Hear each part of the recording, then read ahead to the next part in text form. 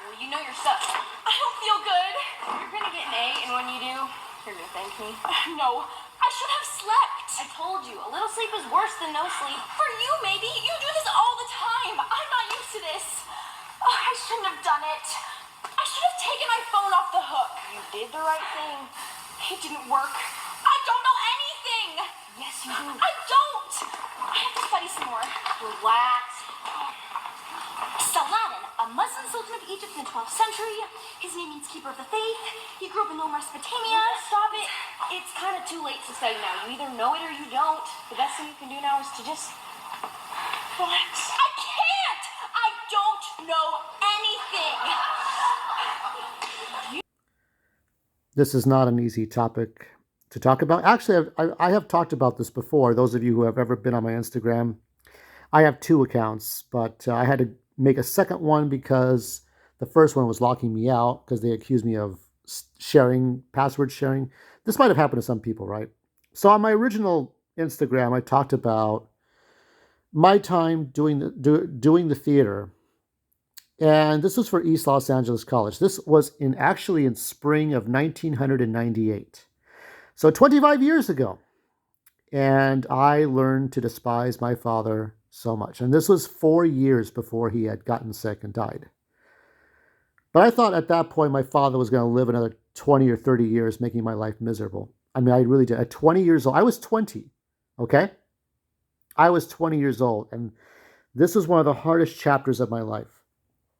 You know, I think of this one celebrity, Amaya Christina Miller, and her success with Planet of the Apes and Lights Out and TV shows. And yeah, it takes a certain person to get discovered and be in Hollywood and all that.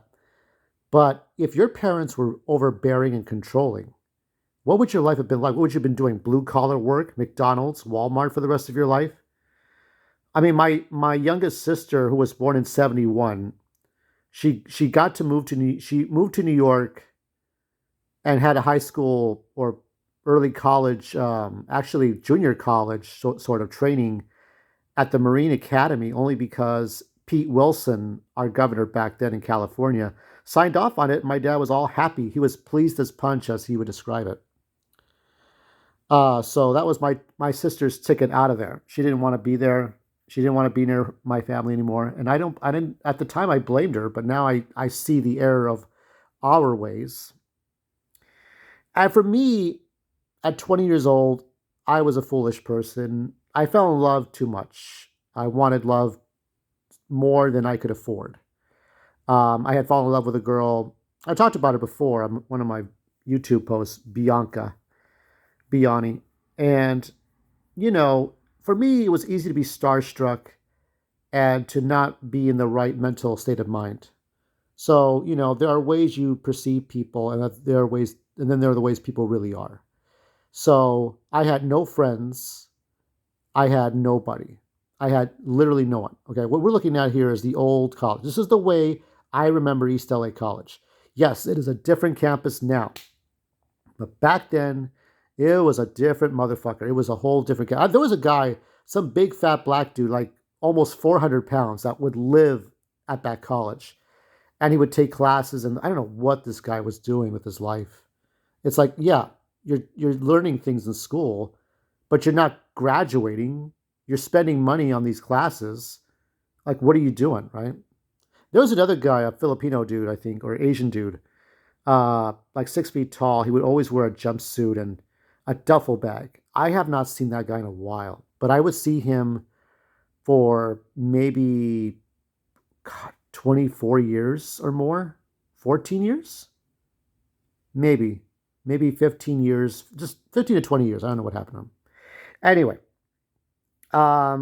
so because I was starstruck by, you know, beautiful women who were famous, because I was insecure and lost, but I thought to myself, maybe at 20 years old, I could actually do something like acting. It takes a lot to really do acting. And I would get my start doing like audition for plays. So I auditioned for one, didn't get in. I auditioned for another one, and this was at the same time. This teacher was my theater arts two teacher. There was theater arts one, theater arts two. The first teacher I remembered, nice guy, very polite. I enjoyed his company.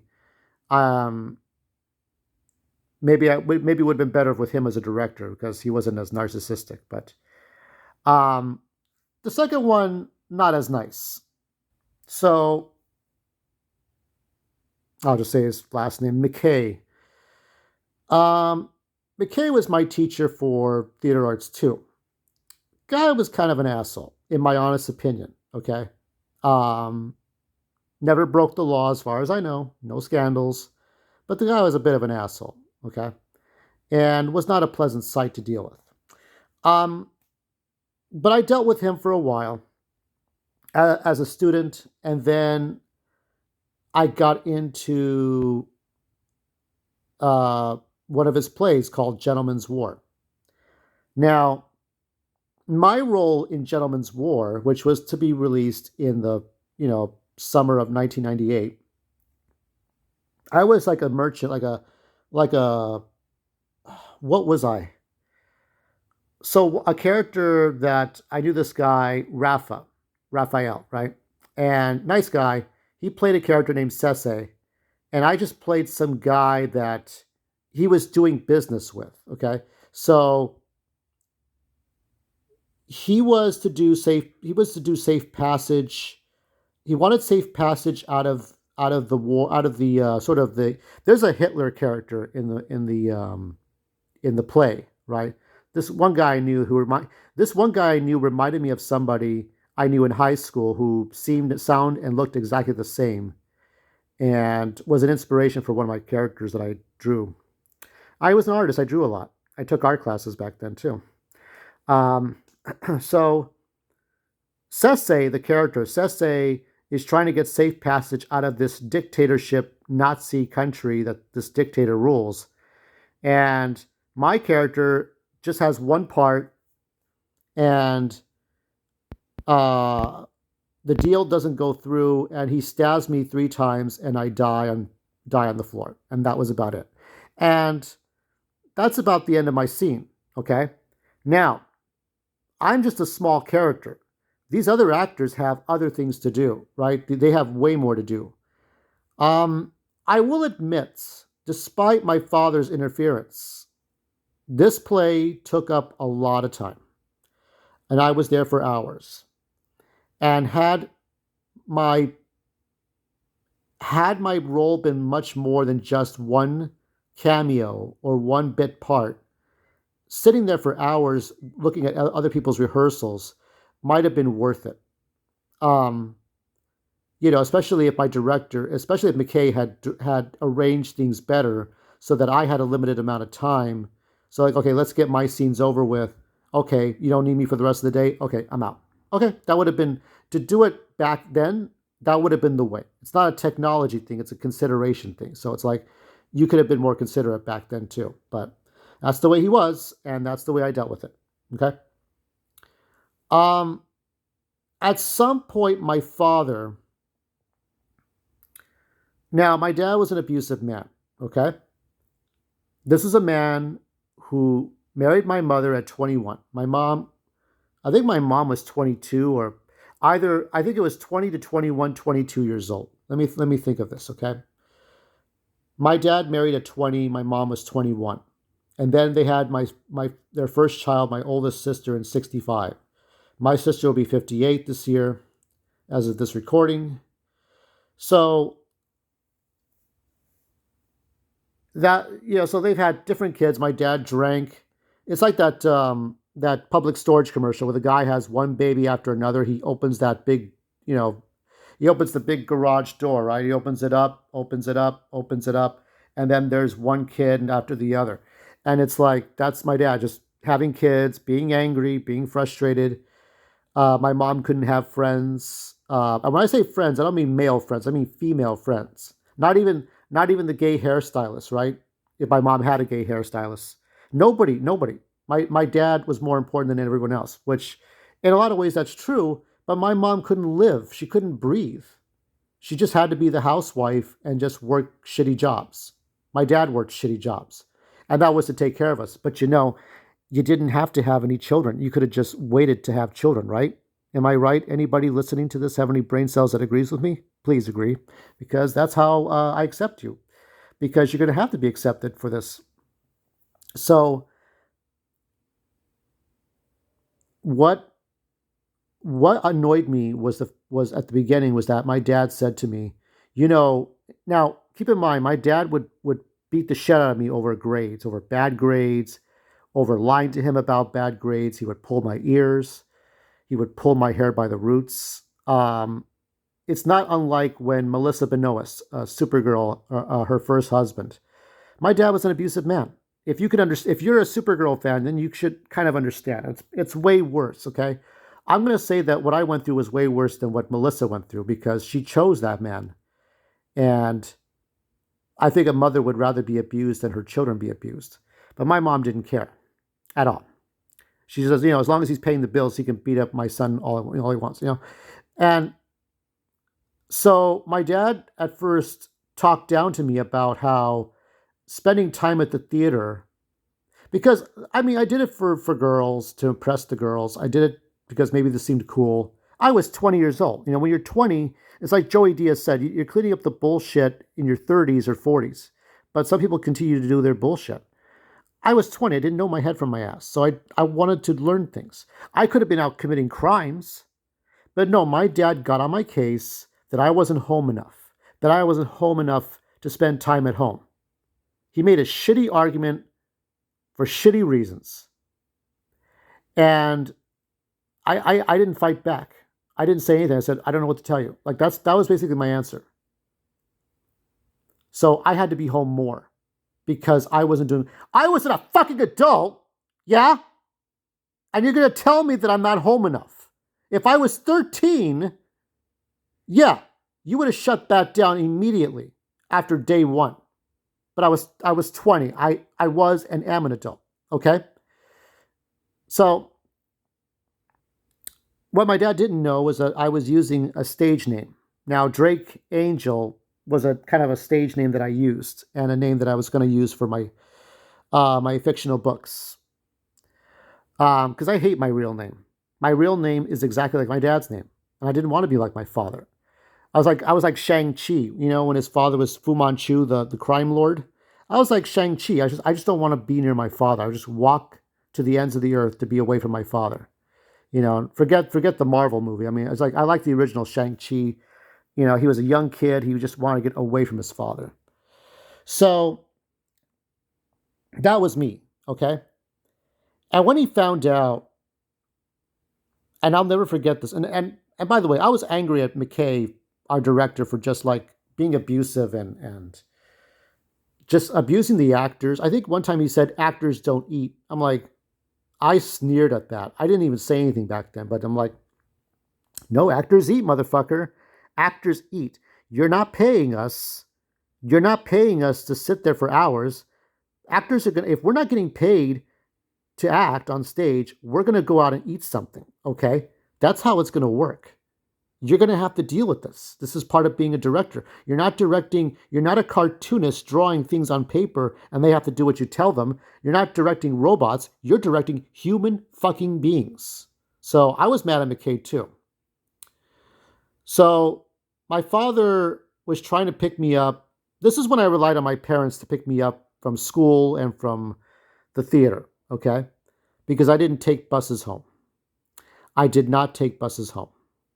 I should have taken the bus home. My father went to go pick me up, and there was this girl. Her name was Dee Dee. Okay, we'll call her Dee Dee. And she and I met at the opening, at the premiere of Spawn, the Spawn movie with John Leguizamo and Michael Jai White. Yeah, that movie. I haven't seen that movie in a long time. There's only been one live action Spawn movie. I don't know. Will they ever do another? Probably not. And she told him about Maestro Drake, or not Maestro Drake, Drake Angel, at that time back in '98. So my dad was seething. My dad was pissed. Not because I was hours uh, late, or even though I said I was going to be late, not because I was hours late than I usually would be if I was in high school or grammar school. Okay. Keep in mind, I didn't go to parties. I didn't go to the prom. I didn't go to flyer parties. I didn't go to somebody's house.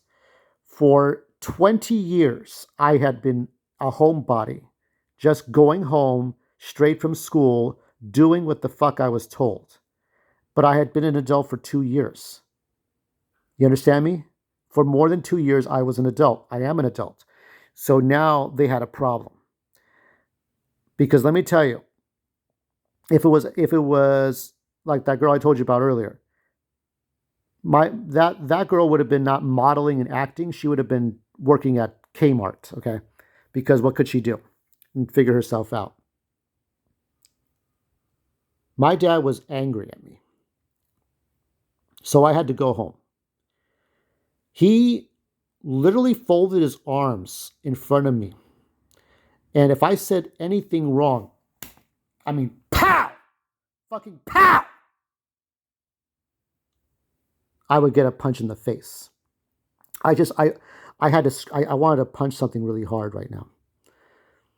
But I screamed because I want you all to feel exactly what I was feeling. This is why this is a difficult video to talk about. And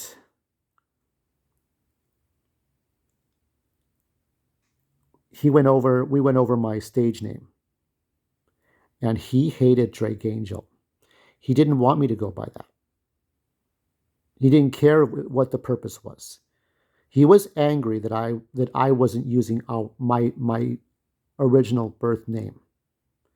Well, if you hadn't been an abusive motherfucker and hit your children because they looked at you the wrong way, maybe. And I think I would have enjoyed murdering my father if he had still been alive today. Like I said. So yeah. He was very, and we got into an argument. Everybody, let me tell you, this was the first time. Maybe not the first time, but let's say it was, because this is the first time that I could ever remember. This was the first time in my memory of having a long memory, remembering anything since I was before like maybe 5 or 6, okay, that everyone saw what was going on between my father and me. Because up until that point, my dad would take me to that back house, and he would have his way with me, meaning he would have the belt or the razor strap or the back of his hand. I still remember that last time he drank. I will never forget that, ever. I'll talk about that next time.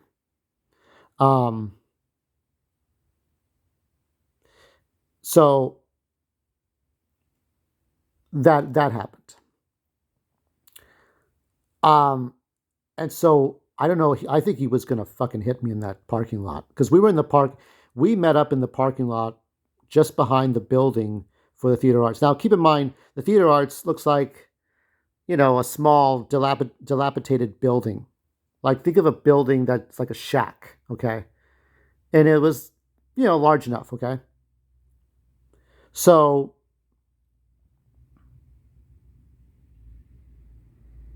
yeah, this was difficult for me to talk about, but McKay actually had the nerve to say, "Is everything all right out here?" Like, if McKay thought that he had a temper, oh, was he about to be corrected? Oh, was he about to be put in his place? Because my father had a worse temper. And all for what? Yeah? All for what? To establish that you were better than me? So he was disappointed in me, and we had a discussion about whatever. I said, there was nothing that I could do. If black people ever think that I don't know what it feels like to be the stuttering, quote unquote, the stuttering Negro that has to do what he's told in front of the white slave master, black people, I know what it feels like. I know a fraction of your pain, because I couldn't say much of anything. Anything I said was wrong. What I'm feeling in my blood right now as I'm talking to you, I'm reliving that night when my dad was on my case about my name, changing my name or whatever. My dad was angry with me. All these lectures we would have in the living room or in his back house where he had all his classical music and his cameras and his guns and his goddamn guns and his table to make his bullets. That was a hard life for me. It really was. And looking back at all this, I did nothing wrong. Did I hurt his feelings? Fuck yeah, I hurt his feelings. But that's the problem with abusive people. They're insecure assholes. They're the most insecure people. And my mother, every time my mom was with someone like this, you're enabling the abuser by staying with him. You don't have to. It's almost as bad as if you threw acid in my face as well as he did, right? Or if you kicked me down. Something like that. I mean, my mom never did anything. My dad didn't throw acid at me. But my dad would try to strangle me. My dad would throw shoes at me. Just like when they threw shoes at George Bush, right?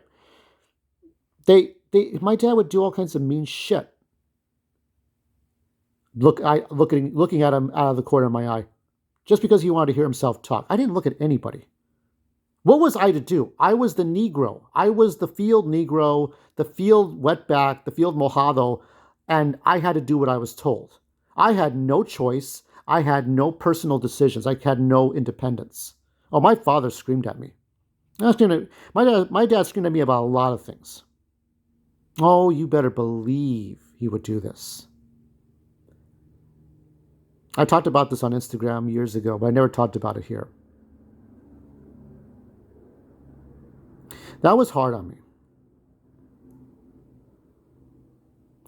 And so, even though the man stopped drinking in 93, which I will talk about maybe Friday, I'll talk about the drinking part. This was a harder topic. But even though he stopped drinking, the man was still abusive. And this was the last time I think he was really, really angry with me, though he got angry with me later on for 4-year college courses. And when he died in 2002, I said, it was God's way of telling him that the way he was doing things. I'm not a Christian. I'm not a Catholic. I'm not a Lutheran, Gentile, Jewish, or Protestant, or anything. I'm not Buddhist, nothing. But if God was real in the human concept, I would say that this is what your dumbass deserves for being abusive to your children. Now, granted, did my dad put food on the table and all that stuff? Yes, you have to credit him. But for what price? Do you think it's a fair trade? My dad was not afraid to hit his children. And I hated school because of him. I hated school, all of school because of him. I hated having friends because I figured, what was he going to think of everything? That was a hard thing.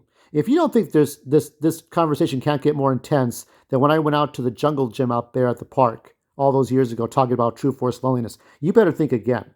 These are the demons that I live with for the rest of my life. So when I see shitty people on the subways or the trains or the buses, you better believe I'm watching everything. Capital E, capital V, everything that's going on. Because I don't need to go through this anymore. So looking back, McKay wasn't a nice guy, and neither was my father. And I did one more play, but I never got through with it, and they fired me from that, rehearsals and all that. So I never got to any of these plays. Years later, in 2009, I finally would do a play in Hollywood, and I finished what I started. And I'm glad I did. I hated my co-stars. They were all assholes. But I got through it. And that was my sort of, my response back to the way he treated me. You can't do that to your children. If you have kids, do me a favor. Stop hitting them for no good reason. Start hugging them because they may be all you have left. And with that, I'm going to conclude it. I have a video to make on Instagram. I have a beautiful blonde princess of fantasy that I want to impress. And, yeah. The real life Princess Peach, she's out there modeling. Have zero chance with that girl, but you know what? Impressing her means a lot to me than talking about this crap.